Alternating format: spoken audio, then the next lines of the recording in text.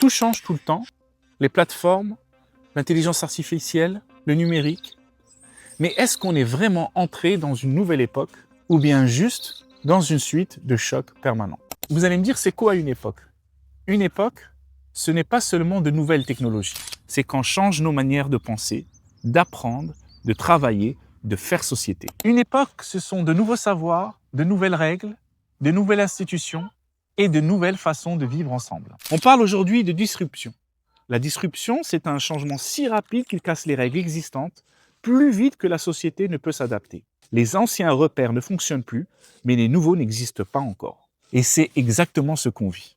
La politique est bousculée par les réseaux sociaux, le travail est bouleversé par les plateformes, l'école est secouée par Internet et l'intelligence artificielle, nos relations, notre attention, notre manière de grandir sont transformées par les écrans. La disruption touche maintenant toute notre vie. Le philosophe Bernard Stiegler appelle ça une absence d'époque. Parce qu'au lieu de construire un nouveau monde plus stable, on vit dans un changement permanent. Les repères se brisent plus vite qu'ils ne se construisent et on n'a plus le temps de créer de nouvelles visions collectives. Pourtant, le numérique n'est pas seulement un problème. Stiegler dit que c'est un pharmacone, à la fois un poison et un remède. Il peut détruire l'attention et les savoirs, mais il peut aussi permettre de partager, d'apprendre, de coopérer, de créer. Son idée est simple et radicale.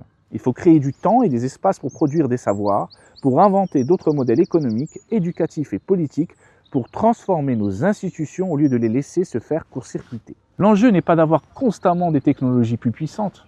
L'enjeu est de construire une société plus capable. Capable de penser, capable de transmettre et surtout capable de préserver le vivant et l'avenir. Sinon, on ne change pas d'époque et on reste coincé dans la disruption permanente.